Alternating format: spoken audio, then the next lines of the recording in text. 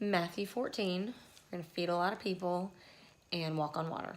So here we go with Matthew chapter 14.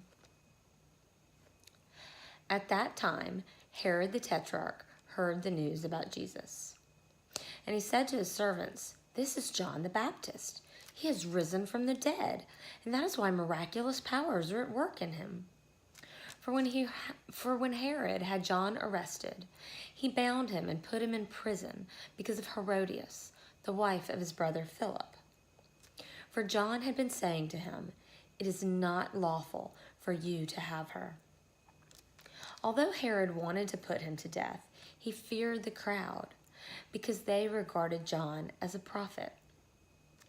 But when Herod's birthday came, the daughter of Herodias danced before him and pleased Herod, so much that he promised with an oath to give her whatever she asked.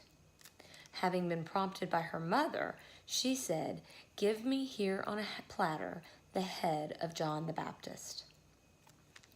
Although he was grieved, the king commanded it to be given because of his oaths and because of his dinner guests. He sent and had John beheaded in prison. And his head was brought on a platter and given to the girl, and she brought it to her mother. His disciples came and took away the body and buried it, and they went and reported to Jesus. Now when Jesus heard about John, he withdrew from there in a boat to a secluded place by himself.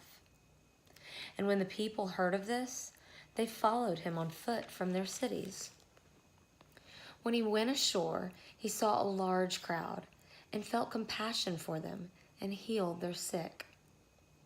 When it was evening, the disciples came to him and said, "This place is desolate, and the hour is already late.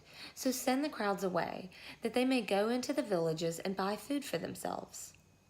But Jesus said to them, "They do not need to go away.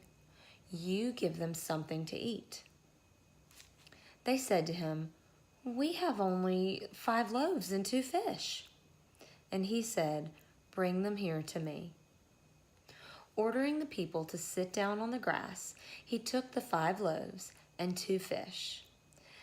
And looking up toward heaven, he blessed the food, and breaking the loaves, he gave them to the disciples, and the disciples gave them to the crowds. And they all ate and were satisfied. They picked up what was left over of the broken pieces, 12 full baskets. There were about 5,000 men who ate, besides women and children. Immediately he made the disciples get into the boat and go ahead of him to the other side, while he sent the crowds away. After he had sent the crowds away, he went up on the mountain by himself to pray, and when it was evening, he was there alone. But the boat was already a long distance from the land, battered by the waves, for the wind was contrary.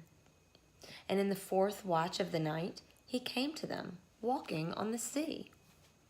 When the disciples saw him walking on the sea, they were terrified and said, "It is a ghost!" And they cried out in fear. But immediately Jesus spoke to them, saying, "Take courage, it is I, do not be afraid." Peter said to him, "Lord, if it is you, command me to come out to you on the water." And he said, "Come." Peter got out of the boat and walked on the water and came toward Jesus.